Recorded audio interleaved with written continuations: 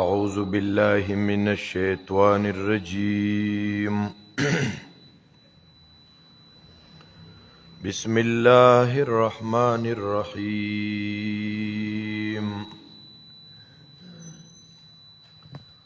رب أدخلني مدخل صدق وأخرجني مخرج صدق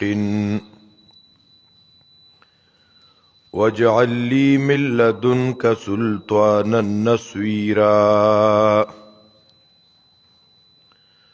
يا حي يا قيوم برحمتك أستغيث رب اشرح لي صدري ويسر لي أمري واحلل عقدة من لساني يفقه قولي ربي زدني علما. د قرآن کریم د فهم او د زده کړې د پاره سو اصول او مبادیات بیانېده. پرونی درس کې عظمت د قرآن د قرآنی آیتونو پرانا کې ذکر شوی هو. زمون نننی درس قرآن کریم کس لیے نازل ہوا.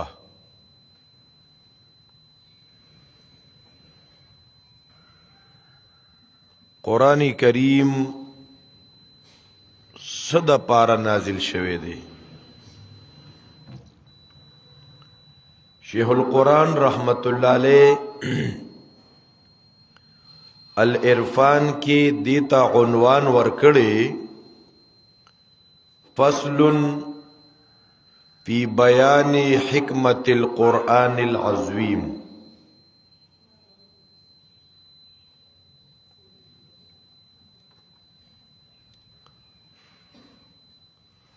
ذکا چې دون عظیم الشان کتاب دی چې دا د رب د طرف نه دی د جبریل امین په وساطت سره نبی اکرم صلی الله علیه وسلم باندې نازل شوی دی. نو د دې مقصد څه دی؟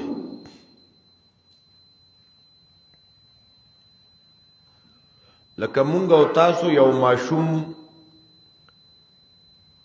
مدرسه کې داخلو چې دې علم حاصل کی. نو مقصد د دې ماشوم د داخلولو څه دی؟ علم حاصلول. اوس کدی دا علم نه حاصلې هغه مدرسه کې دې وخت تیری درز روجه ده د شپې تهجدم کوي ذکرونم کوي په ګنټو ګنټو ثوابونه به ورته ملاویږي. خو هغه مقصد خو نه حاصلېږي. آیا په دغه روجو نیولو په تهجد ادا کولو په ذکرونو په جړاګانو د ده والدین به خوشحالي چې ته خو مونږ یو مقصد د پاره لېږلی وي او تا خو د هغې نه یو ټکی حاصل نه که.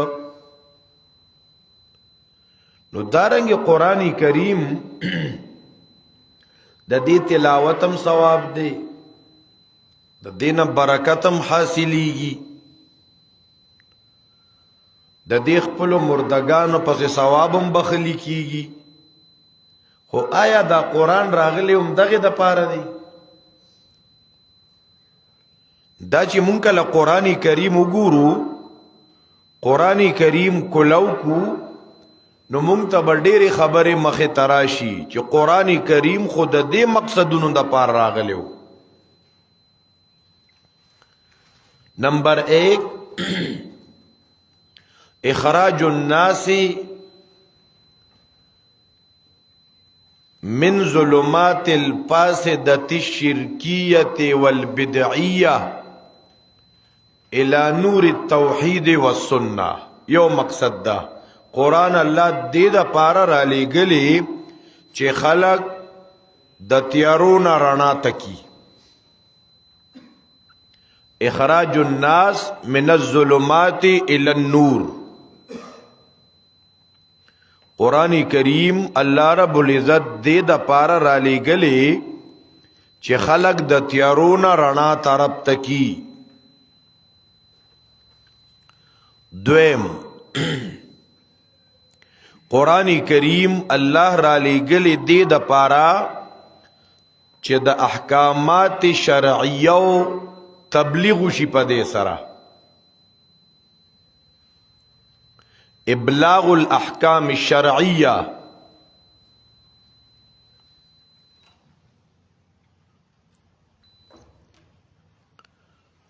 قرآن کریم اللہ را لېږلی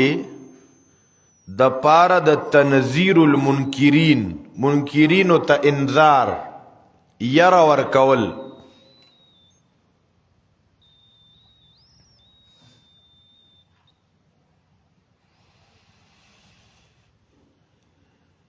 تبشیر المطوعین، منونکو تزیری د پاره. د قرآن کریم په مقاصدو کې بل مقصد دا چې منونکو ته زیر ورکی.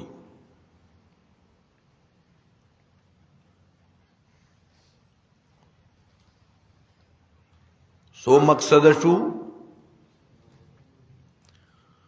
پینزم مقصد للتدبر والتفکر.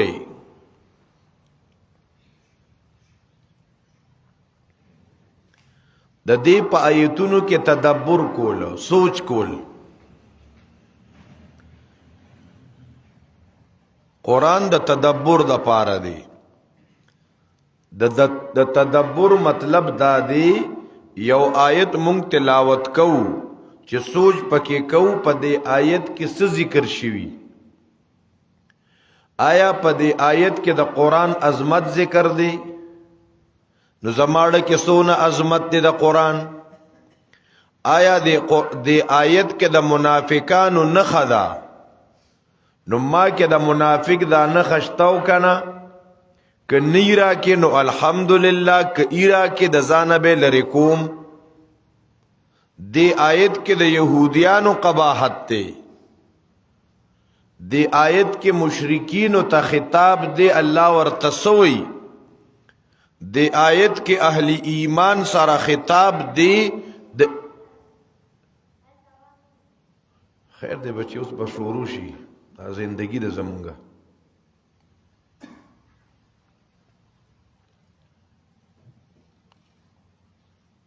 دا ابتدا کې دا تمهید اهمی چې دا ذهن تراشي.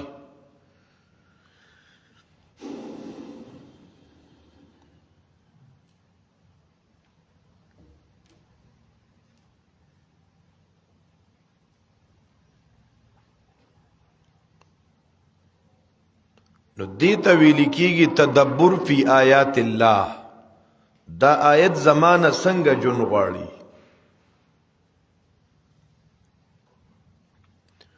بل دا قرآن اللہ را لېږلی لتحکیم، د فیصلو د پاره. په دې به فیصلې کول پکاري.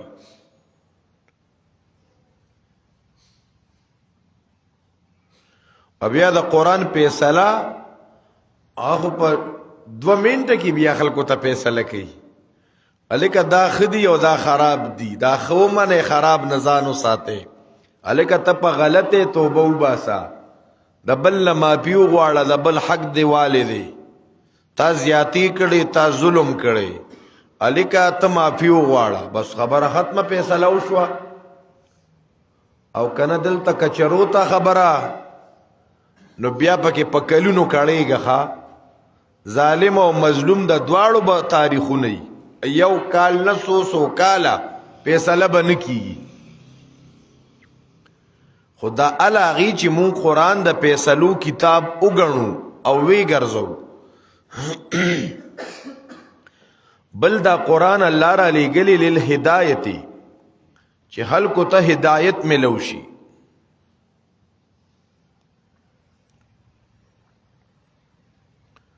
قرآن کریم الله را لګلی لحصول التقوا چې خلکو کې د قرآن په ذریعه تقوا راشي.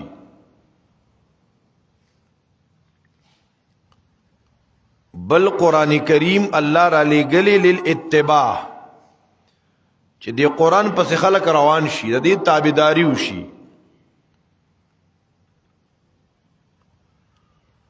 بل قرآن کریم الله را لګلی د پاره د پورته کولو د اختلاف چې اختلاف ختم شي.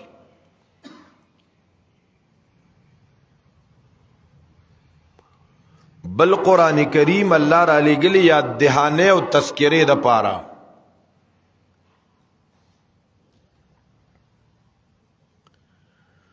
بل قرآن کریم الله را لګلی د شفا او د رحمت د پاره.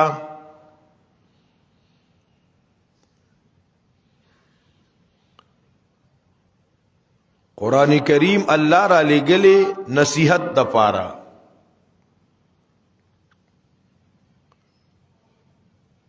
قرآن کریم الله را لګلی دی چې خلکو ته حق خبره معلوم شي.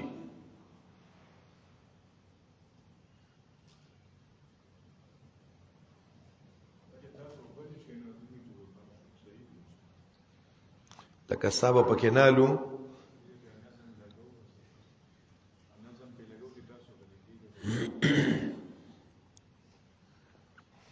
دا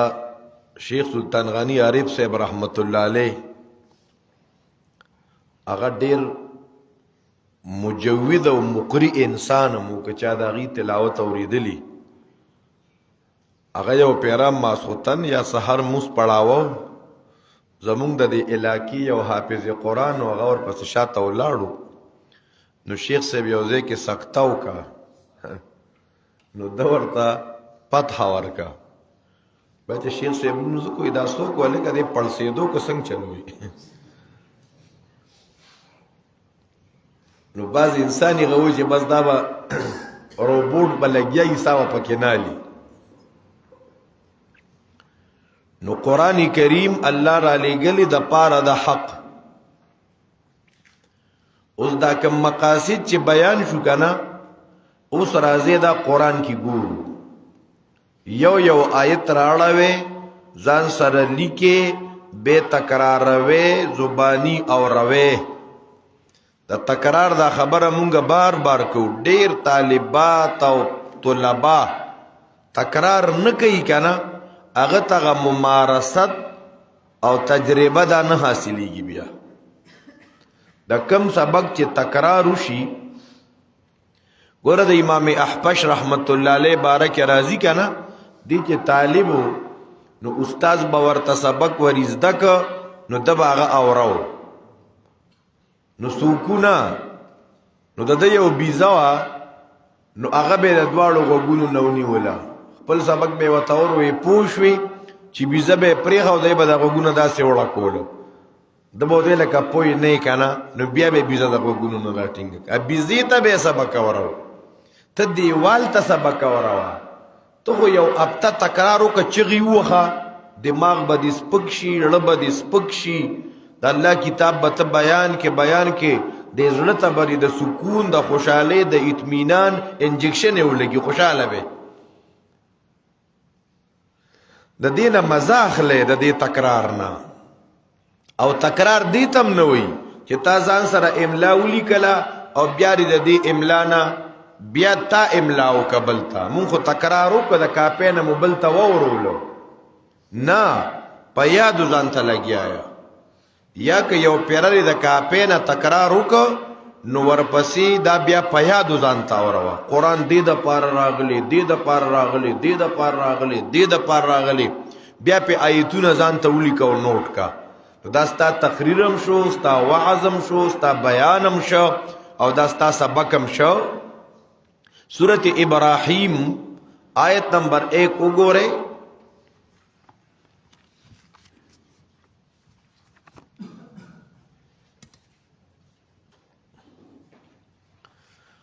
سورة ابراہیم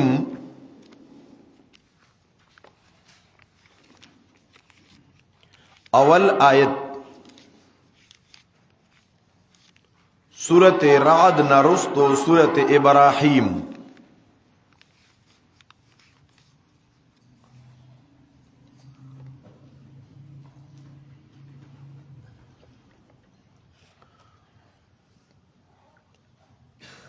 الف لام را کتاب انزلناه الیک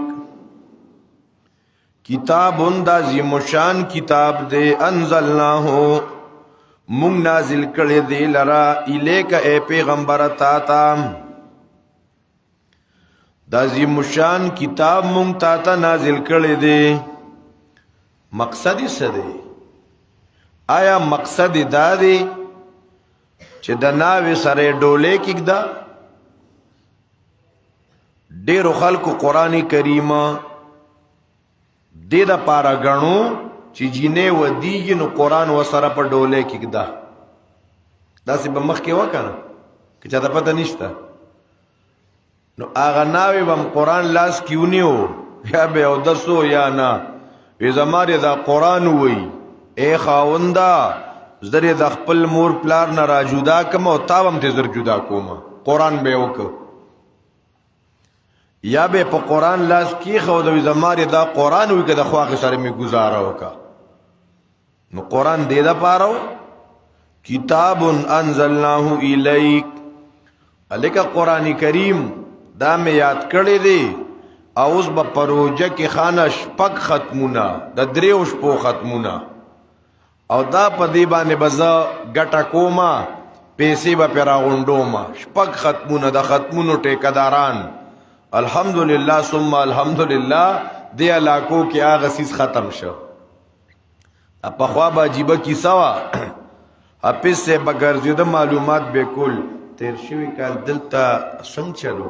څنګه خلق سخدي که خندي لکه خلق ستا مقصد دی قرآن اورولا دبا پی گٹا وٹا کولا بیا بیا وی دا ډیره د برکت میاش وا د برکت میاش بد دیته وی چې سونه به پیسې ډیره راغونډي کی الکه شکر ادا کوو چې تا قرآن یاد کړو او دالا چاته نه وریدو د دې شکر ادا کا نو آیا قرآن دې د پاره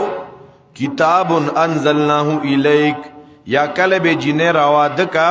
نو قرآن به اوچت اونیو او د دې قرآن د لاندې به اگر جنې راته رکناوي یا د چا بچي بتلو په مسافرې باندې نو مور به قرآن دا سیونیو الله دې قرآن لاندې دا سره تیر شه قرآن دې د پاره کتاب انزلناه الیک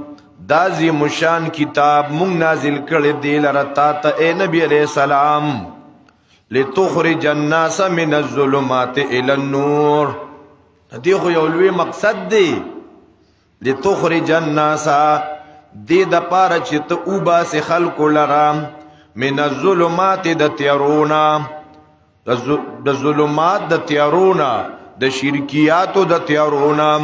ذکر ډیر خلق پتیارو کیو د شرک پتیارو کیو چا لاترا مدد کاو چا مناترا مدد کاو چا حبل را مدد کاو چا بل را مدد کاو لتخرج الناس خلق پتیارو کیو پا شرکیاتو کیو جہالت انتہا تا رسیدلیو پا وڑا وڑا خبر جگڑی پتیار کیو د جہالت تیاری الى النور رنا د ایمان تا رنا د توحید تا نو قرآن کریم خو اللہ دے دا پار را لے گلے ہوا سورة الانعام آیت نمبر 51 قرآن صدا پار اللہ را لے گلے دا قرآن کریم زی پا زیبان ذکر کئی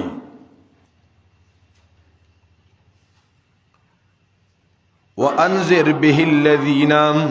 يَخَافُونَ أَن يُحْشَرُوا إِلَى رَبِّهِمْ وَأَنذِرْ بِهِ الَّذِينَ پدی قرآن کریم خلق تا انذارو کا یرا و تورکا وَأَنذِرْ بِهِ الَّذِينَ دا عذابون نخلق و یروا چې ګوره داسې یو ورځ را روانه ده رب ته به جمع کولی شي د دغې ورځې خبرداری ورته ورکه وانذر به الذین سورة شورا آیت نمبر 7 وګورئ سورة شورا نمبر آیت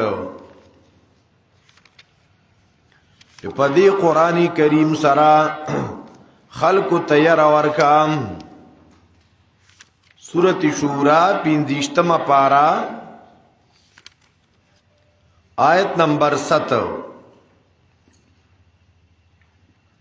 وَكَذَلِكَ أَوْحَيْنَا إِلَيْكَ قُرْآنًا عَرَبِيًّا وَكَذَلِكَ أَوْحَيْنَا دارنگی مونگا وحی کردی دتا تا قرآنًا ددی قرآن عربیان چی واضح جبا کی دے دا قرآن پا عربی جبا کی دے دا با عربی جبا کی ویخا دا پنجابی و پختو کے نوے دا دی دا حروف بس دا کول پکای وَكَذَلِكَ أَوْحَيْنَا إِلَيْكَ قُرْآنًا عَرَبِيًّا لِتُنذِرَ الْقُرَى دی دا پارا چی تیر ورکی القرى مکی والوتا ذکر پیغمبر اللہ مکہ کے پیدا کرو چی تا مکی والا تیر ورکی صرف مکی والا تا نا ومن حولها آغا چی دا دی مکی نگیر چا پیر طول دنیا ذکر دا مکہ مکرمہ چی دا تمامی دنیا وسط دے سنٹر دخوا لتنذر القرى اگورا دا مکی نوم پا کراغی القرى تمام کلو اصل لتنذر القرى ومن حولها وتنذر يوم الجمع لا ريب فيه او تخلق تیار ورکی درز درا جمع کی دونا چی پکی شک نشتا چی رز دا قیامت راتلو والدا پا آغرز با حساب کتاب کیگی پا دا غرز کے شک نشتا خلق با تقسیمیگی فریق فی الجنت و فریق فی السعیر یو ڈال با جنت تزی بل ڈال با جہنم تزی پا دی قرآن خلق تا یرا ورکا چی گوری قیامت راتلو والدی سورة الاعراف آیت نمبر 3 سورة الاعراف دریم نمبر آیت قرآن اللہ کم مقصد دا پارا را لے گلی نن مونگ دا قرآن دا مقصد نا فغفلت کیو اتبعوا ما انزل الیکم من ربکم دا قرآن اللہ را لے گلی دی نو اللہ وی اتبعوا تابداری کوئے ما دا آغسا انزل الیکم من ربکم چی تاسو تا دا رب دا طرفنا نازل شوی دی دا قرآن دی دا پارا اللہ را لے گلی دی چی دا دی تابداری وشی اتبعوا ما انزل الیکم من ربکم تاسو روان شے اتبعوا روان شے سپس روان شے دا کاکا و دا ماما خبرو پسی دا بابا و دا لیڈر خبرو پسی نجی نا نا نا اتبعوا ما انزل الیکم من ربکم اتباع دا ما انزل کیلکام چی اتباع دا ما انزل چی دا ما انزل سخلافی التبا بیا داغی تابداری نکی کاغستا لیڈر دے کستا قائد دے کستا تنظیم دے کستا مشر دے کستا پلار دے کستا نک دے کستا شیخ دے کستا مرشد دے کستا استاز دے اتبعو اتباع دا ما انزل دخا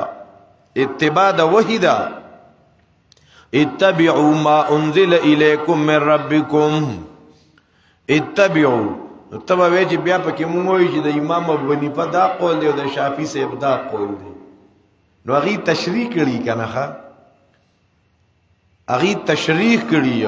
اغی دا ما انزل خلاف قول نہیں کری اتبعو ما انزل الیکم پدے مخکنی طول خلق پوئی دو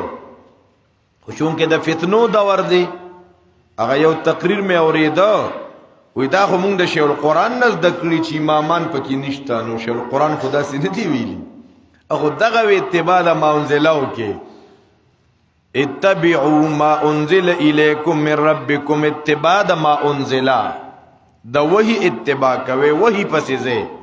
نو ګوره چې کله مونږ د قرآن مقصد وپېژند او مونږ اتباع د ما انزله شروع کا اختلافات ختم پریشانې ختمې چا پسې لړ شو دا یو راته یو سوی دا بل راته بل سوی نو م یو پسې ځه م بل پسې ځه ما انزله پسې لړ شوس تپوس لکوه کنه د الله او د الله د رسول حکم پدې کې څه دی د پیغمبر طریقه پدې کې څه ده اتبعوا ما انزل الیکم من ربکم اتباعو کې تابعداریو کې ما د هغه څه چې نازل شوي دي تاسو ته د طرفه د رب تاسو نه که دا خبره ارچا شروع کا نن خو تنظیم د پاره ذهن سازی کیږي زما د پارټۍ لوی اهمیت بل وی زما د پارټۍ لوی اهمیت نو خلق تقسیم شي بیا اتباع د ما انزلو کې اتبعوا ما انزل الیکم من ربکم سورۃ النساء آیت نمبر 25 وګوره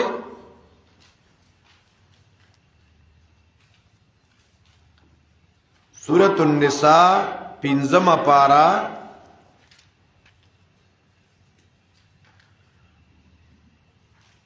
آیت نمبر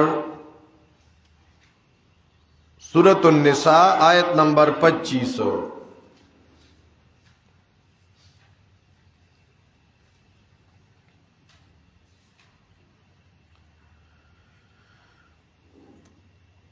وَإِنْ خِفْتُمْ شِقَاقَ بَيْنِهِمَا فَابْعَثُوا حَكَمًا مِّنْ أَهْلِهِ وَحَكَمًا مِّنْ أَهْلِهَا إِنْ يُرِيدَا إِصْلَاحًا يُوَفِّقِ اللَّهُ بَيْنَهُمَا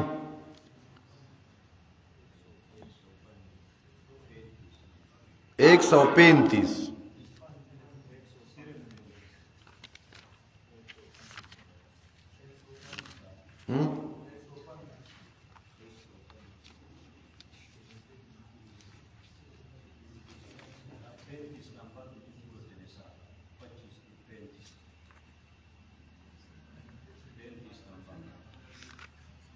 35 نمبر آیت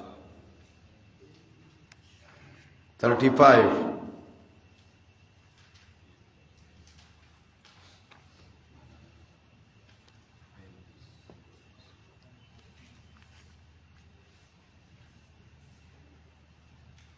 آیت نمبر 105 سورۃ النساء آیت نمبر 105 اِنَّا أَنزَلْنَا إِلَيْكَ الْكِتَابَ بِالْحَقِّ لِتَحْكُمَ بَيْنَ النَّاسِ اللہ تبارک و تعالی فرمائے یقیناً مونږ نازل کړي دي تا ته کتاب اے پیغمبر علیہ السلام تا ته مو قرآن کریم نازل کړي دي مقصد پکې څه دی دا د کوم مقصد د پاره منازل کړي دي نو ورپسې ذکر کړي دا قرآن کریم مونږ دې مقصد د پاره نازل کړي دي لتحکم بین الناس چې ته د خلکو په منځ کې فیصله وکړي دا قرآن کریم د فیصلو کتاب دی بس په قرآن کریم باندې فیصله کوا نو بس کیسه به آسان یو لتحکم بین الناس فیصله بکې د الله په کتاب نو زمونږ چې کم ځای خینو التم شپیو الله اکبر کبی دی وی د انګریز قانون منما پاغي فیصله کوما زکه چې پای کې د خور برخه نه وا د خور ایسه نه وا نو سید د ایمان اندازه ولګوي نو دی په قران زکه فیصله نه کوما قران کې الله وی چې خور تخپل ایسه ورکا د انګریز په قانون کې دا چې خور ته ایسه مو ورکا لتحکم بین الناس انا انزلنا الیک الکتاب بالحق لتحکم بین الناس دې د پارا چې ته فیصلو کې پمین د خلکو کې نو قرآن کریم الله را لګلې دی د فیصلې د پاره. کستا معاملات دي که نزاعات دي پدې کې به فیصله کې نو د الله په کتاب سره. دا صرف د مړو د بخلو د پاره دا کتاب نه، دا د فیصلې کتاب دی، دا عدالتی کتاب دی. دا نه چې صرف ختمونه کوا او صرف تبرک د پاره خلوا. سورت مائدہ آیت نمبر 43.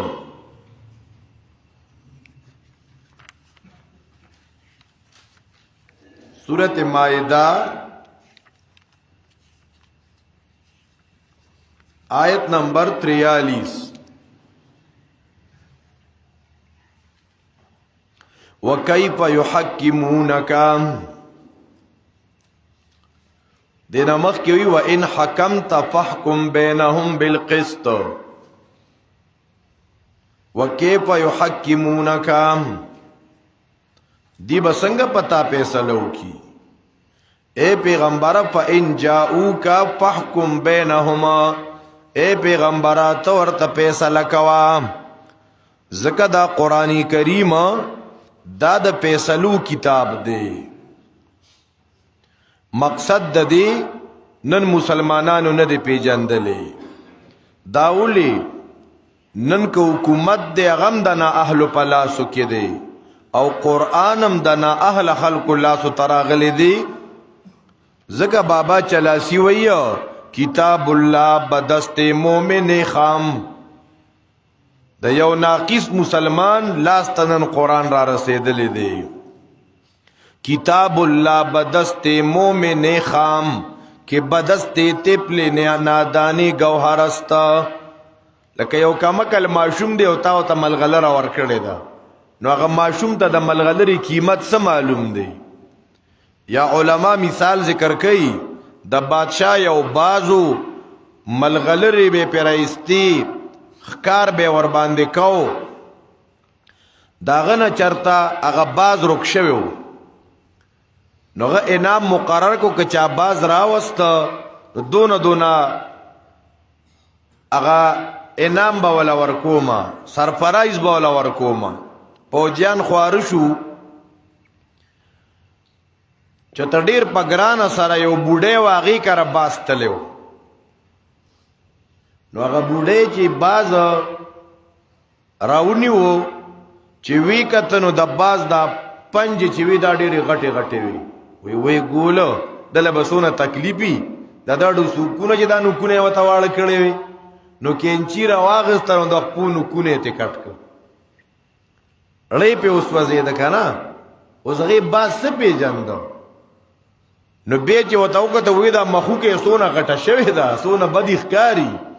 نو د باز نه مخوکه کټکا.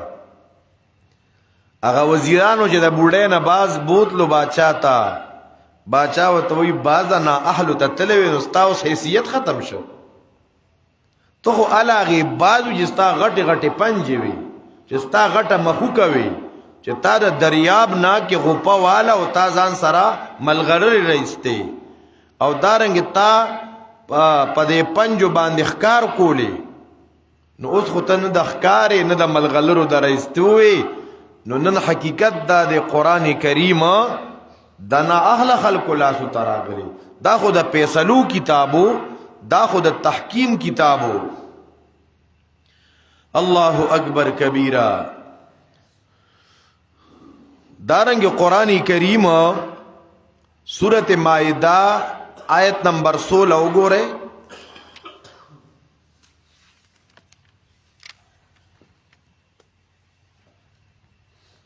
سورت مائدہ آیت نمبر 16.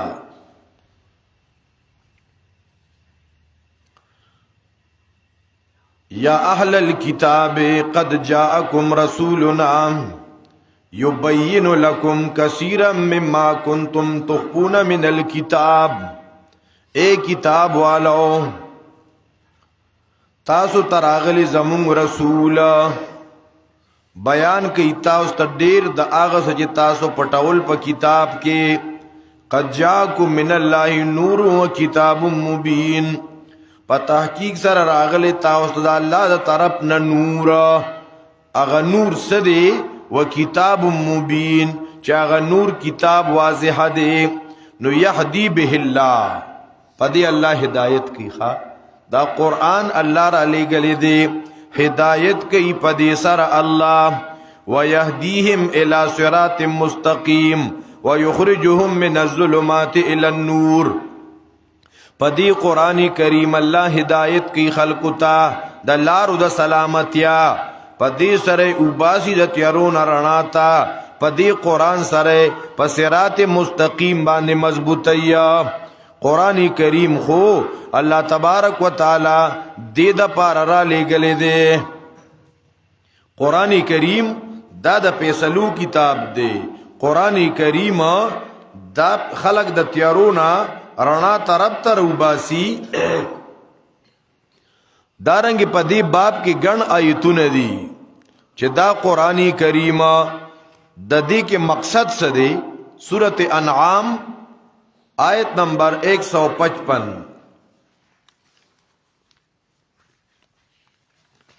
سورۃ الانعام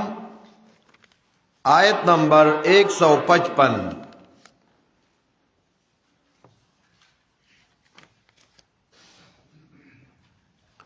وَأَنَّ هَذَا صِرَاطِي مُسْتَقِيمًا فَاتَّبِعُوهُ وَأَنَّ هَذَا صِرَاطِي مُسْتَقِيمًا یقیناً دا قرآن زمانی غلا ردا اللہ دا قرآن زمانی غلا ردا نو فَاتَّبِعُوهُ نو دی پسی روان شے وَأَنَّ هَذَا صِرَاطِي مُسْتَقِيمًا یقیناً دا قرآن زمانی غلا ردانو دے پسی روان شے ولا تتبع السبل پنور اللارو پسی مزے السبل تفسیر قرطبی وی سبل البدع دا بدعاتو پلارو باندے مزے چونکہ دا بدعت نشاندہی دیر زیادہ گرانا دا پا بدعت باندے پویدل دیر گران کار دے یو شرک دی په شرک سړی ډیر په اسانه پوهیږي په بدعت باندې پوهیدا دا به ډیره خوش قسمت خلکو کاری ځکه دی بدعت ته خلک بدعت نه وایي لکه اوس مونږ تاسو راجمع شو او زه په لو سپیکر وایم او تاسو مرا پسې وایي چې لا اله الا الله ټول شروع ادغه د مونږ ته ورته یې دا غلط کار مه کوئ مونږ په ټول ورمنډه کوو چې په جمعات کې لا اله الا الله وایم په زور سره ایمان په تازه کیږي غفلت نه پیروي خيږي ته دا غلط کار دی دا مکوي پدې مونږ نشو کوی دی دا ډېر ګران کار دی چونکه بدعت وای دی تا چې هغه عبادت نه هغه طریقې د پیغمبري نه طریقه د صحابي نه مونږه کوو ته ثواب وایو چرته پیغمبر صحابه کرام اغیدا لا اله الا الله په یوزه په چغدان دی ویلي خبره مو خیال ته نه لګ نو پدې په دل ډیر زیات ګران کار دی پدې وجه علما وی د بدعت zarar د کفر نه خطرناک دی کته دا یو کفر والا سره کې نه کنا نو تا ته پته راځي دا سړی کافر دی هغه ته نقصان نشي در رسولي خو یو سړی په بدعاتو کې مبتلا دی تا ته یې مړه پدې کې سړي سړیا پدې کې سړي دا خو څه ګناه نه ده بیا خو دام ګناه ده جمعه جوړولم ګناه ده دام بلا زه انسازي خلکو ته کوي نو ډیر خلک په بدعاتو کې راون خلی بیا پدې وجہ د شرک او د بدعت نه انتهایی نفرت پکار دی او د دې مذاکره پکار دی خلکو کې د بدعت ضررونه بیانول پکار دي وان هذا صراطي مستقيما فاتبعوه ولا تتبعوا السبل فتفرق بكم عن سبيله نور لارو پسې مزه تاسو بدني غلار نواړیا او بیا چې دا مقام راورسي ان شاء الله بیا بد دې وضاحت کو سورته نحل سوار لسمه پارا آیت نمبر 64 چې قرآن کریم الله د کم مقصد د پاره نازل کړي دی دا خو عظیم کتاب دی عظیم مقصد دی وما انزلنا عليك الكتاب الا لتبين لهم الذي اختلفوا فيه وهدى ورحمة لقوم يؤمنون وما انزلنا عليك الكتاب ندی نازل کړي مونږ ته دا کتاب الا لتبین مگر دې د پاره چې واضح واضح به بیانې قران څه د پاره الله را لګلی واضح واضح به بیانې دا به خلکو ته بیانې لتبین دې د پاره چې د واضح بیانو کې دیتا د اغه چې دی په کې اختلاف کړي و چې دی په کوم خبرو کې اختلاف کړو چې دا غي بیان وتاو کې او دا قران د هدایت د پاره د رحمت د پاره سورته نمل آیت نمبر 76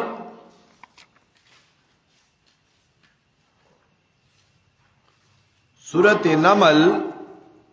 آیت نمبر 76 شلم پارا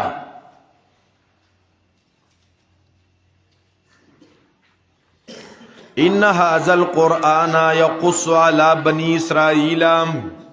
اكثر الذي هم فيه يختلفون یقینا دا قرآن بیانې په بني اسرائیل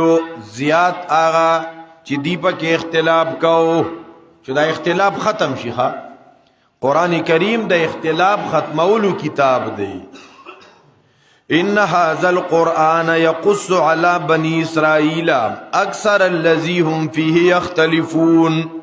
چې کله موږ د قرآن نه دا خبر زدکا چې قرآن سره اختلافات ختميږي خبره خیر ترا لکنه اوس امام غزالی رحمت الله علیه احیاء العلوم الدین نومي کتاب کې روایت ذکر کړي چې پیغمبر علیه السلام وایي چې اختلاف امتی رحمتن حدیث بتا سو ورغلی کنه اختلاف د رحمت د پاره دی وګوره دا خبره ځان سره ذهن نشین کې پدی جګړې مکه او پدی پریشان کیږي ما مونږ او تاسو یو روایت وورید نو اوس کده دې سند او متن صحیح نو بیا خو صحیح ده خو کچرته سندن صحیح نه نو بیا هغه روایت قابل احتجاج نه دی نو دا اختلاف امتی رحمتنا دا روایت امام غزالی ذکر کړي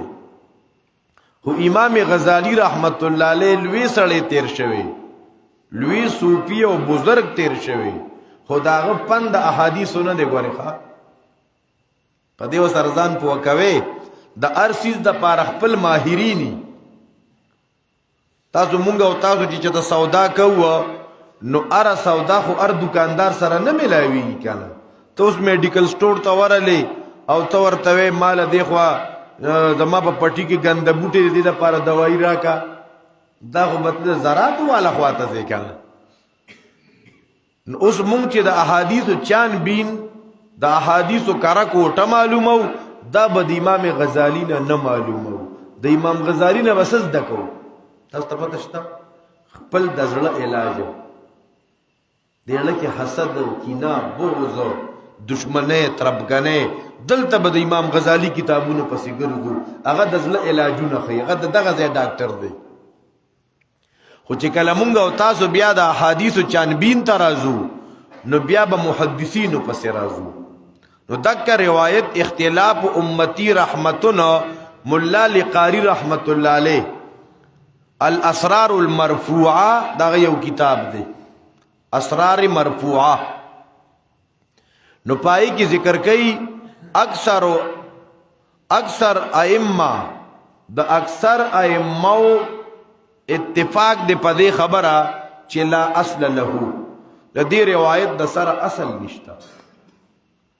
دارنګ علامہ آلوسی رحمت الله علیه تفسیر روح المانی کی علامہ آلوسی ذکر کئی لیس معروفا عند المحدثین دا روایت د محدثین پنیزه دا معروف نه دی ولم اقف له على سند صحیح وی مونږ ته دې صحیح سند علم نه دی معلوم شوی ولا ضعیفنا دا مراته پته نه دا ضعیف دی دا ضعیف پته مراته نه لګیدل ولا موضوع ولا اظن له اصلا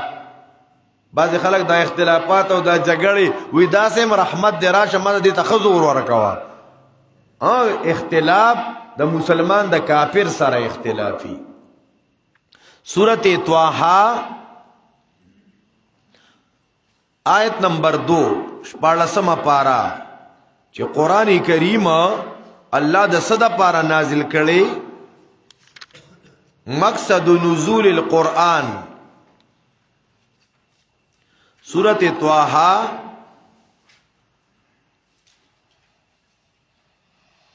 آیت نمبر 2 ما انزلنا علیک القرآن لتشقى الا تذکرة لمن یخشى ندی نازل کړي مونږ ته قرآن اے نبی علیہ السلام لتشقى چې ته په تکلیف شي الا تذکرہ مگر دا خو یاد دهانی ده مقصد د نزول د قرآن دا تذکرہ دا یاد دهانی ده الا تذکرة لمن یخشى سورۃ طه آیت نمبر 113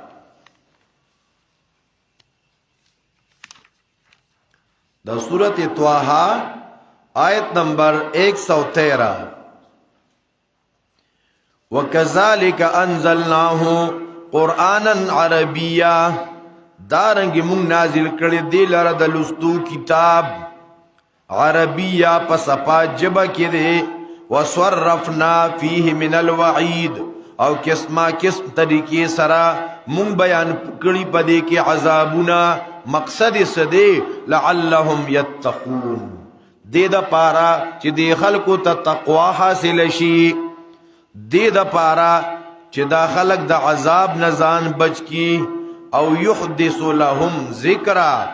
یا پیدا کی دیل را یاداش چې د خلکو ته یاد دهانی وشي دا قران د دې د پاره دی چې یو سړی دا قران را اخلینا ځان په پویا کینا نو یاد دهانی بوده د کمی غاړي وشي سورۃ محمد آیت نمبر 24 سورۃ محمد آیت نمبر 24 پگیشتم افارا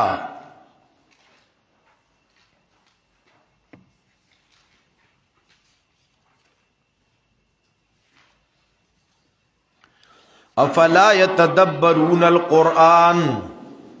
اللہ اللہ دیبان عرب کوئی یہاں افلا يتدبرون القرآن ام على قلوب اقفالها دا خلق اولی پا قرآن کی سوچ نکی دا خو اللہ پخپل ہوئی کیا نا اس چتا تا یو سڑوی قرآن تا مزا ځان ته کار کتلی ته خو امی سړی ځان ته ذکر کوا دا الله په کوم انداز سره وای افلا يتدبرون القرآن آیا دی اول سوچ نه کوي په قرآن کې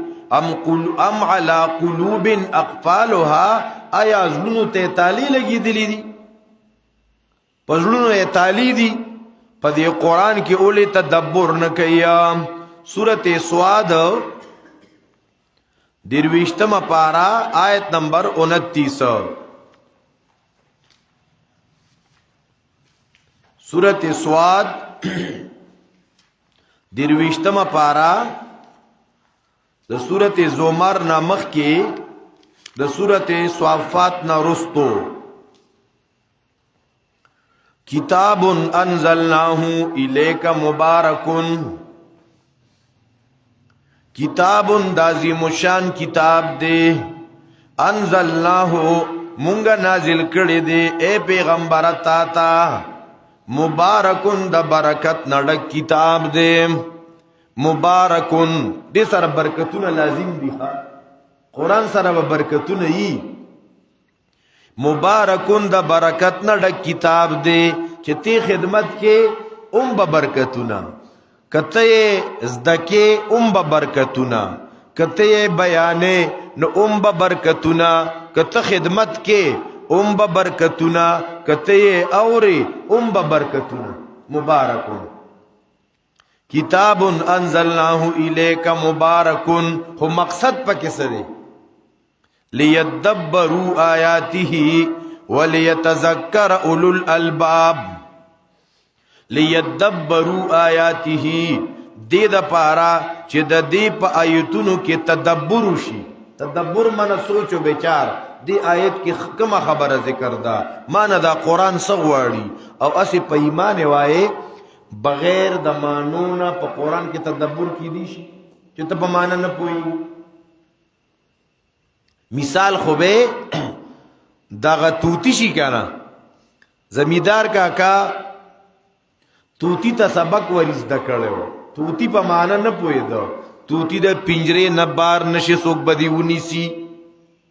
توتی د پنجره نه بار نشي څوک بدی گیر کی. توتی دا سبق به وی وی وی یو پیره د پنجره نه را بار شویو چا نیولیو او دک سبق وی.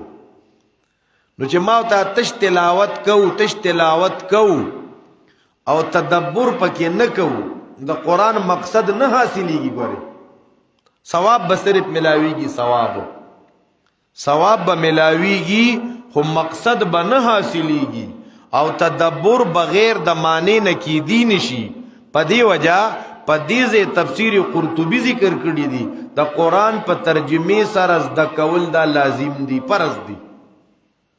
قرآن په معنی سره زده کول سي فرض دی. نو فرض چې څوک نه ادا کوي نو ګناهګار دی کنه دی. د قرآن په معنی سره نه زده کول ګناه کبیره ده، لوی ګناه ده. او څونه مسلمانان په دې لوی ګناه کې مبتلا دي. او چې دا کم خلک وته وي چې مړه بس ځان ته ذکر اسکار کوا، ته په قرآن نه پوهېږي سړیا. دا لږ دور مخکې خو فتوا ده، اوس هم پرنټډ فتوا میلاویږي چې 1418 علم دیني کړي قرآن ته به نه کښېني. داسې د قرآن دشمنانو. او شکر الحمدلله چې هم هغه د چا مشرانو دا فتوی ورکړې وي نن په خپله شروع که، نن په خپل شروع کو. راځي قرآن ته تاسو مرازي. اگر چې دای په قرآن کې د توحید مخې ته راځي، نه پکې رسالت مخې ته راځي، نه پکې رد د شرک په دعا مخې ته راځي، نه پکې رد د رسمونو رواجونو مخې ته راځي، نه پکې رد د منګنتو خبرو مخې ته راځي. خو بس په خوایه ترجمه ده، شان نزول داسې شو بس په منډه منډه لیکه ختم دی. دلته مونږ هم ترجمه کوو. راځي بل خواډو زېما الیکنو دغل تخستا په قرآن کې تا د توحید بیانو نه کو، د توحید قسمونه د بیان نه کو. دا تسم قرآن بیانې معلومه دا شوا ته دا قرآن نه بیانې. که چې ته دوه درې تنه قرآن زده کړې د پارزي هغه د هغې نه منع کې. نو الله فرمایي لیدبروا آیاته، دې د پاره چې د دې په آیتونو کې تدبر وشي. دا مسله ګورې زاو ته کې چې قرآن اوسه پورې چا په مانو نه دی زده کړی، دا ښه د ټاپ مجرم دی، د الله مجرم دی. که مجرم نه دی الله ورته د خپل خط را لېږلی، دی د الله په خط ځان نه پوهه کوي، نو مجرم شو که مجرم نه شو. څونه مسلمانان نارینه او زنانه په دې کې مبتلا دي چې په قرآن نه پوهېږي په مطلب باندې. نو دا قرآن کریم کله کله پریاد کوي، وی دا خلق را باندې ډیر مین دي، لحاظ می ساتي، خکولی می تاخ کی مگدی کسوڑا را نتاویو چې تلوی پروگرام نو شورو زمانه کوي چې مونږ به د خپل مجلس افتتاح د تلاوت قرآن پاک نکو. اوس پلان کسی ابتداوت ورکوم چې راشي اول د تلاوت کلام نه شروع کی. وی دون عزت می کوي پریخمو کې میں رابندی. نو قرآن کریم ویا تاقوں میں سجایا جاتا ہوں، تاخونو کې میں خلق رانغاڑی گدی میں، تاقوں میں سجایا جاتا ہوں، آنکھوں سے لگایا جاتا ہوں، خلق مسترگو سر لگیا تعویز بنایا جاتا ہوں دو دو کے پلایا جاتا ہوں سوک رانا تعویزو نہ جوڑیا سوک میں پپلیٹونو کلی کی ساختو نہ رانا جوڑیا جزدان حریر و ریشم کے اور پھول ستارے چاندی کے پھر عطر کی بارش ہوتی ہے خوشبو میں بسایا جاتا ہوں سوکرا بانے عطر اور پریگانے پر پیوم لگیا ہو جس طرح طوطے مینا کو کچھ بول سکھائے جاتے ہیں خدا سے می خلق وئی لکه څنګه چې خلق توتی او خارو ته دوه درې ټکي ښیي نور هغه توتی او خارو په مطلب نه پوهیږي چې توتی چوری خوري توتی نه چوری پیژني او نہ هغه مرچکی پیجنی جس طرح سے طوطے مینا کو کچھ بول سکھائے جاتے ہیں اس طرح پڑھایا جاتا ہوں اس طرح سکھایا جاتا ہوں جب قول و قسم لینے کے لیے تکرار کی نوبت آتی ہے چکلوی قسم و تور کی اللہ نوی بیا مارا والی خواہ چل رہا دے جماعت کی بہتا قرآن ورکو جب قول و قسم لینے کے لیے تکرار کی نوبت آتی ہے پھر میری ضرورت پڑتی ہے ہاتھوں پہ اٹھایا جاتا ہوں اب یا پہ خلق زر زر روپے پینز سو کی دی او چاچے قسم ورکڑی اگے جیب کے واچی یار قرآن دیر دا برکت نہ ڈک کتاب دے قرآن دے دا پا رہو دل سوز سے خالی رہتے ہیں آنکھیں ہیں کہ نم ہوتی ہی نہیں کہنے کو میں ایک جلسہ میں پڑھ پڑھ کے سنایا جاتا ہوں نیکی پہ بدی کا غلبہ ہے سچائی سے بڑھ کر دھوکا ہے ہر طرف تا بدی دا ظلم دے زیادتی دے دھوکا دا دڑاکا دا ایک بار ہنسایا جاتا ہوں 100 بار رلایا جاتا ہوں یو پیرا میں جدا سو خوشحال کی کنا یو آیت مزدکی نو خوشحال میں کی خو 100 بار رلایا جاتا ہوں پسونو پیرے میں جڑئی قرآن ویا اے مجھ سے عقیدت کے دعوے قانون پہ راضی غیروں کے قرآن دا اللہ کتاب دے پدے با سرور کوم دا دا دا اچھے سبا تا خبر شی دا قرآن پہ سلی تا غاڑ نک دی اے مجھ سے عقیدت کے دعوے قانون پہ راضی غیروں کے یوں بھی مجھے رسوا کرتے ہیں ایسے بھی ستایا جاتا ہوں کس بزم میں مجھ کو بار نہیں کس عرس میں میری دوم نہیں پھر بھی میں اکیلا رہتا ہوں مجھ سا بھی کوئی مظلوم نہیں طاقوں میں سجایا جاتا ہوں آنکھوں سے لگایا جاتا ہوں نو قرآن کے اللہ لیدبروا آیاتی ہی دے دا پارا چی دا دی پا آیتونو کی تدبر شی ولیتذکر اولو الالباب او قرآن دے دا پارا دے چی نصیحت حاصل کی عقل والا عقل من خلق دا دین نصیحت حاصل کی امام بدر الدین زرکشی رحمت اللہ علیہ البرحان کے اوڑے قیمتی خبر ذکر کئی زان سر نوٹ کے اگی فرمائی ان المقصود من القراءت التدبر دا قرآن مقصد تدبر دے تدبر معنی پدے کہ فکر کولو ان المقصود من القراءت التدبر او اغوی لقوله تعالی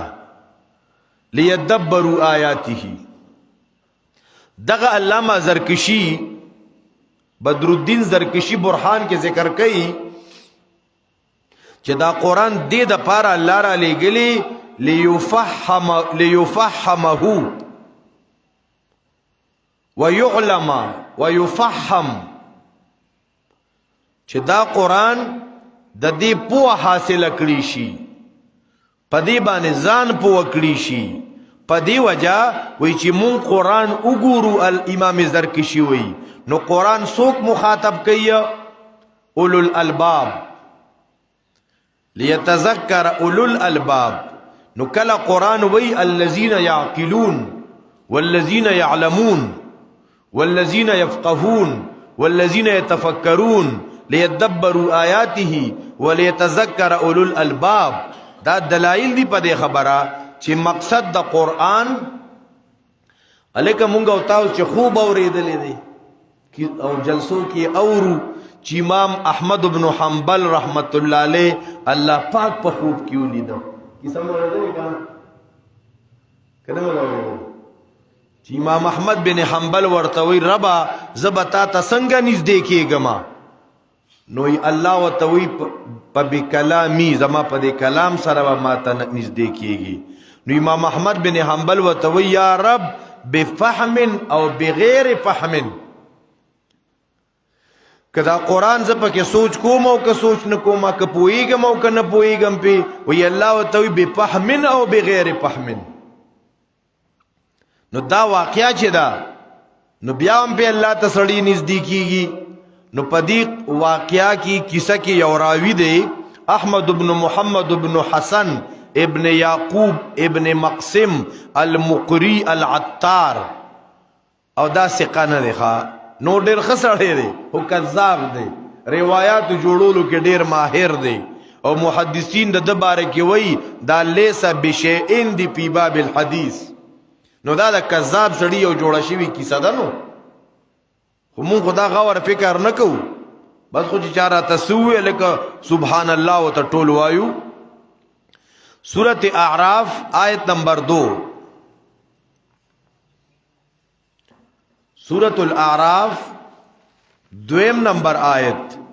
اللہ رب العزت دا قرآن کریم صدا پار را لی گلے دے کتاب انزل الیک فلا یکن فی صدرک حرج منہ کتاب انزل الیک دازی مشان کتاب تا تا نازل شوی دی ندی پسینستا کے تنگسیا دے دا بیاننا رب ولا نتنگے خواہ کله کله لړ خپشي لړ تنگ شي ذکر دې بیان دا ډیر ګران کار دی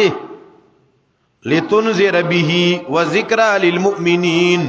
لتنذر پدې بخل کوتا د عذابونو نه ير ورکه او دا یاداش دی د پاره د مؤمنانو سورۃ یونس یولسم پارا آیت نمبر 57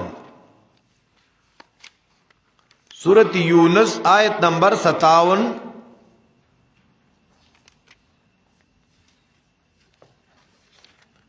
یا ایوہ الناس قد جاءتکم موعظۃ من ربکم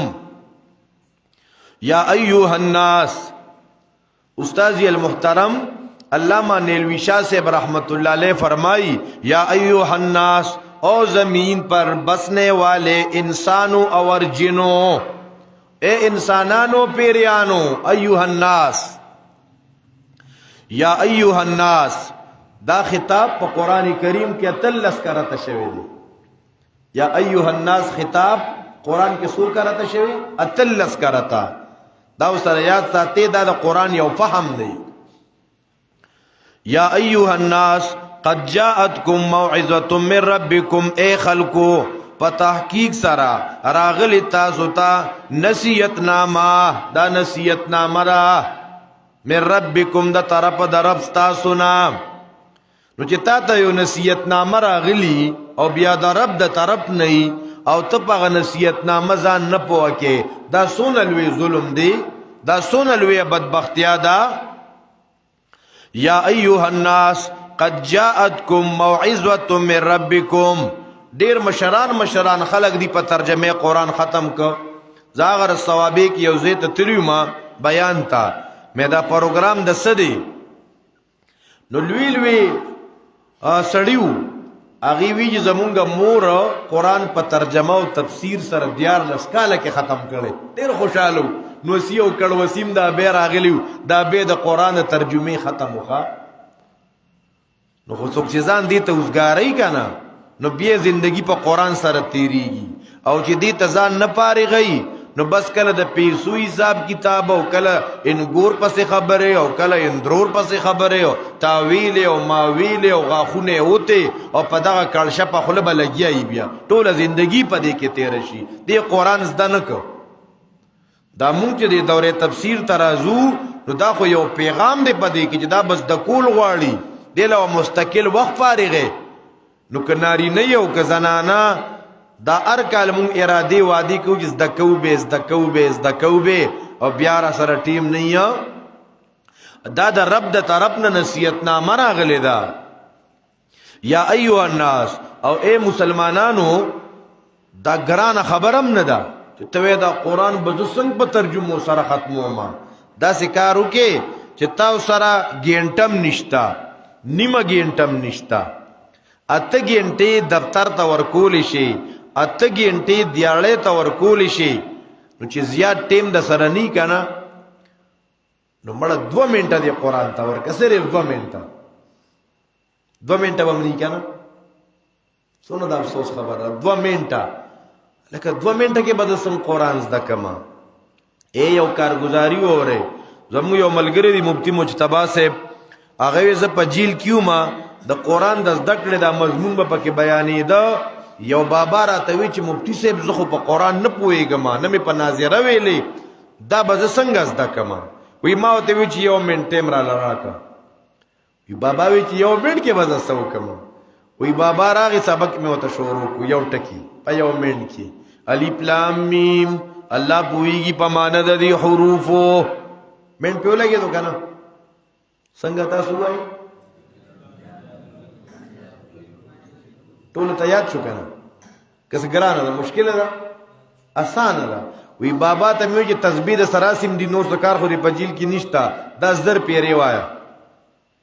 بابا لګیا دی الف لام میم الله پوهېږي په معنی د دې حروفو الله پوهېږي په معنی د دې حروفو الفاظ هم زده کېږي معنی هم زده کېږي چې هغه 10 پیرې ښه پوخ کو که نه نو په سبا ته چې بیا راغی وی مې ذالک الکتاب دا کتاب چې دی ذالک الکتاب دا کتاب چې دی لګیا دی بابا ذالک الکتاب دا کتاب چې دی ذالک الکتاب دا کتاب چې دی څنګه معنی شو نو پسار ته بیا لګیا دی په تسبو دا وی دا وی دا وی نو دا ذالک الکتاب په کې بلا شی پیری راغلی دی دا لاریب هم قرآن کې ډېرې پیری راغلی دا هدن هم ډېرې پیری راغلی چې دلته دی په لومبي ځل باندې زده شو هلته ستا ته بیا اسانه ده نو بابا په حفظ سره هم قرآن ختم کو په ترجمې سره هم ختم کو په حفظ سره هم ورته پوه شو قرآن خو چې څوک خو وله ټیم ورکړي که نه او دغه ډېره اسانه ده بیا ته جومات ته نشي تللی جومات د تلو نه دې پال دی نو نن سبا دا موبایل دي نو چې بلا پروګرامونه او روزګارونه او بلا سیزونه پې ګورې نو په دې باندې یو استاد سره ځان ټچ کا جی ما ته روزانه یو آیت یو ټکی راته وایه په سبا ته ته هغه وروا بل ټکی اخله نو قرآن به دې زده شي خو سوچ فکر غواړي که نه مینه محبت غواړي شوق غواړي ذوق غواړي د قرآن سره دوستی او یاری غواړي چې دا د الله نصیحت نامه ده زه پې ګوره ډوپوی شوی نه یم اوسه پورې ګیره مې سپینه شوه قبر ته مې خپې ځوړندې شوې د 50 نه واوړېدمه اوس هم نه زده کومه او د ده خیال دا دی د 50 نه واوړېدمه اوس به ملا زما 100 کاله عمر پاتې الله اکبر کبیره یا ایها الناس قد جاءتكم موعظه من ربكم اے خلقو په تحقیق سره راغلی تاسو ته نصیحت نامه او من ربکم دا ستاسو د رب د طرف نه ده او دی کې شفا ده د هغه مرضونو چې په سینو کې دي دا قرآن خو د سینو د مرضونو د پاکوالي د پاره راغلی چې ته ور باندې خپله سینه پاکه کړې زړه ور باندې پاک کړي خو نن زموږ دا زړونه دونه ګنده دي پاکېږي نه ښه چې په قرآن نه پاکېږي دا بیا جهنم په اور پاکېږي ښه وشفاء لما فی اکر لکی گندونا خیری د بل چا سپکا ویلا خپل لوی ویلا د نور چا برائے تا دا بتر مرگ تلگیا یارا وشفاء لما فی الصدور وحدا ورحمت للمؤمنین دیکھ ہدایت دے اور رحمت دے دا پارا دا مومنانو سورت یونس آیت نمبر 94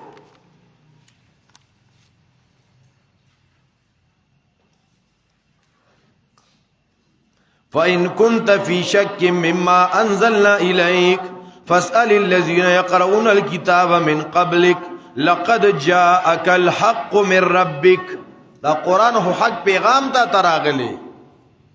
دا خو رشتیا پیغام دے حق پیغام دے نو دے حق پیغام با نزان پوکا سورت نحل آیت نمبر 44 وګورئ.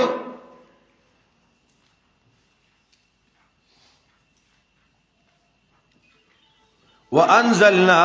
إِلَيْكَ الذِّكْرَ لِتُبَيِّنَ لِلنَّاسِ وَأَنزَلْنَا إِلَيْكَ الذِّكْرَ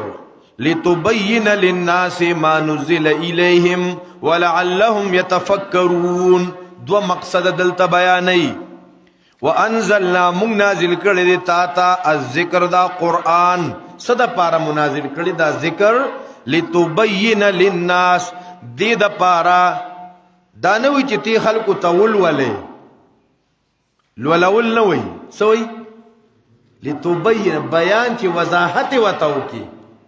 صرف دانا چی تبو تردی املاوی تبو تردی وضاحتو کی نو اگا وضاحت تا حدیثو خبر مزین ترانا لا اگا پیغمبر چی وضاحت کی نو اگا سشو نو احادیث دا قرآن نثابت شو کنا دیوی ز قرآن منم و حدیث نمانم دی تو بینه سره بسکے.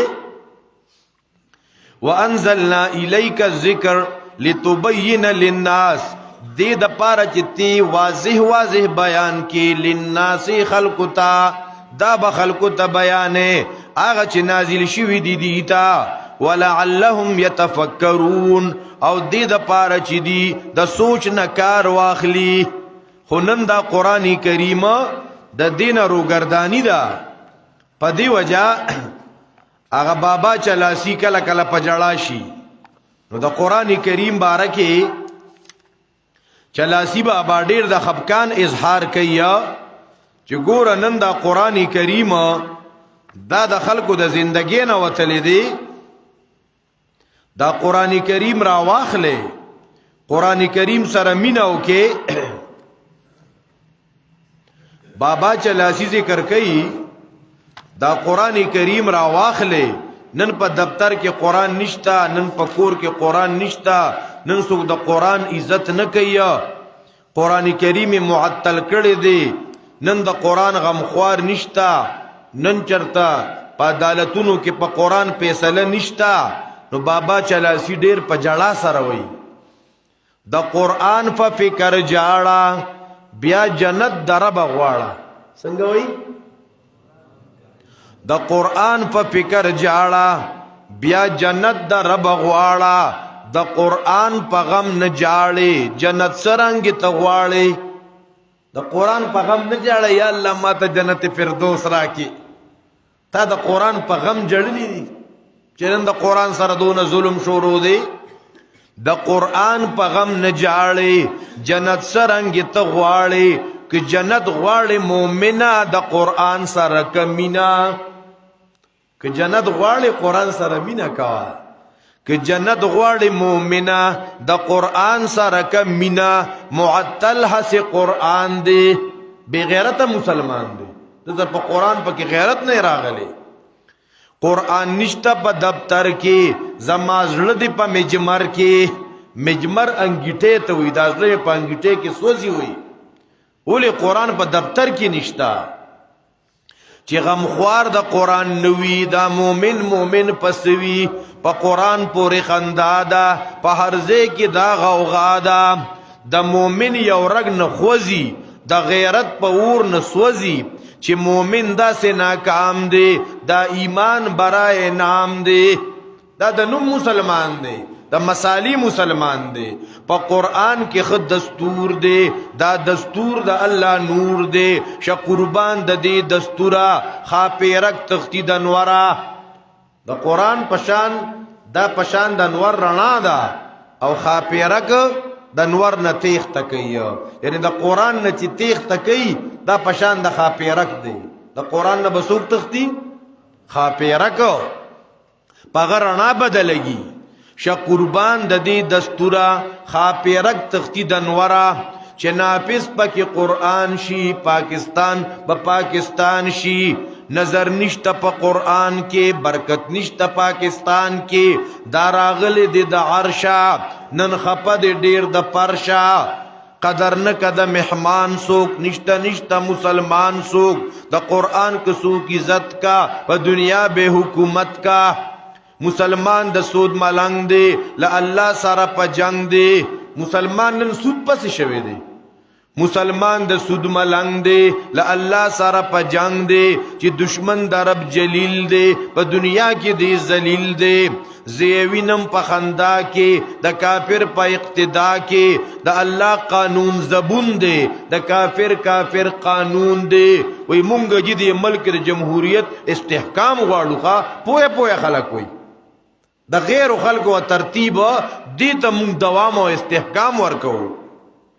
وی د الله قانون زبون دی د کافر قانون دی د الله قانون خراب دی او هر چاته دا جواب دی دی لوای مسلمان ما معتقد ز په قران ما دی د جبی مسلمان دی د خبرو پهلوان دی حس دی نه کوي عملنن دا پزان باندې دی چلنن قران نشته په وطن کې ګلاب نشته په چمن کې چې قران دلته کې راشي معتربه پزاشي متعفن اوس پزادا مقدر اوس حوادا په قران کې ډیر لذت دی خو چې پچا کې فتانت دی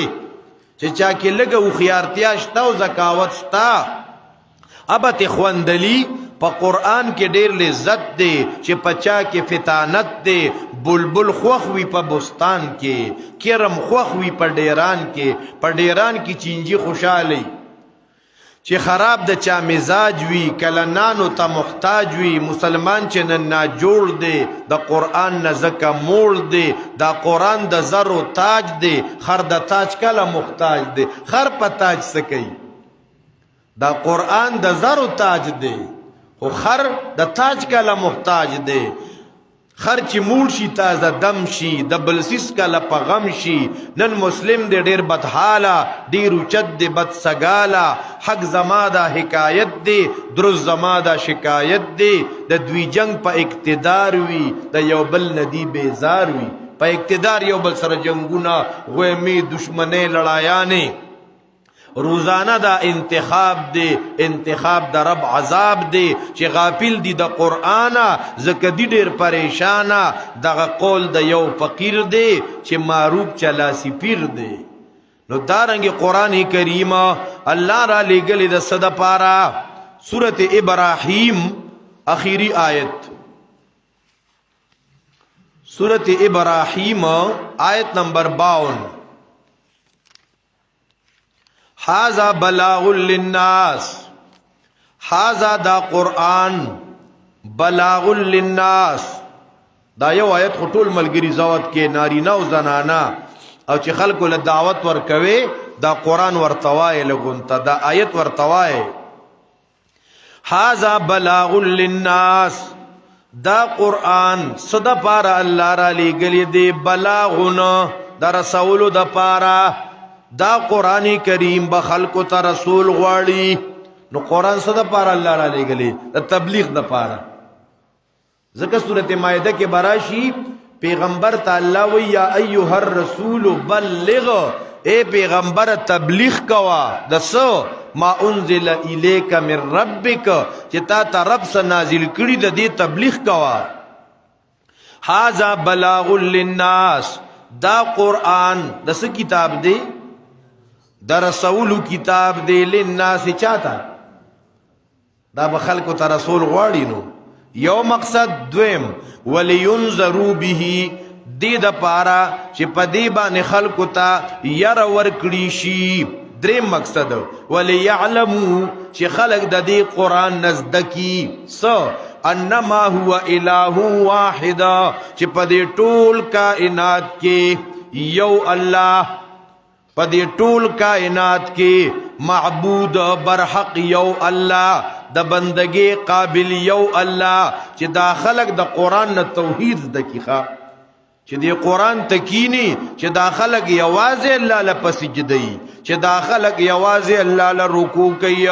یوازې الله را مدد کوي یو د الله قانون بمني وليعلموا انما هو اله واحد وليذكر اولو الالباب ګور دی یو آیت کې لینذروا ليعلموا وليذكر د قران د نازل اولو مقصد خلاصه د نننی سبق ځان سره یاد کې مختصر خلاصه د قران د نزول مقصد او د لام لام ته پکې خیالم کوي ښا دا لام لام پکې شمارې مو د قران کریم د نزول وی مقصد لتخرج الناس من الظلمات الى النور لتخرج الناس چې دا خلق د تیارو نه روباسي رڼا د ایمان ته لوی تیار سوا شرک نو ليعلموا وسروا لغوا ليعلموا انما هو اله واحد سولا مشو لتخرج الناس چې خلق د تیارو نه روباسي لوی تیار شرک وا چته روباسي ليعلموا چې خلق د دې قران نه داز دکی انما هو اله واحد طریقه بسی لتبین دې د پاره چې تی وضاحت کې بلغ هاذا بلاغ چې د دې بیان شي دا پټ پاتې نشي نو بیا ذمہ داری څه شو چې د دې بیان شو نو لیدبروا آیاته چې د دې بیان شو چې خلق پدې کې تدبر وکي وليتذکر او نصیحت حاصل کی او لیثبتا چې دې لیثبتا چې پدې نورم دې کلک شي نو چې کله ور باندې کلک شي کنه نو لیحکما لتحکما بیا به فیصله کول اسانی سړی کلکی دا 5 لامونه او بغیر د لامونو نه قرآن کریم هغه ګڼ مقاصد هغه ذکر کړی دي نننی در زمونږ سو حکمت نزول القرآن چې الله دا قرآن صد پارا نازل کړی دی دې د پارا چې په دې فیصله وشي خلق پر تیارون رڼا طرف ته شي چې خلقو کې تقوا راشي د خلقو ته هدایت ملو شي نو دا قرآن کریم نه حاصلېږي نو زمونږ استادو ذمہ داری جوړیږي یومیه روزانه ځان سره د خپل کور افراد هم درس ترا وسته او د دې مکمل دعوت چلول سبا ته د جمعې مبارک ورځ ده په دوره کې چوټی ني نو سبب هم درس ان شاء الله اقول قولي هذا استغفر الله لي ولكم ولسائر المسلمين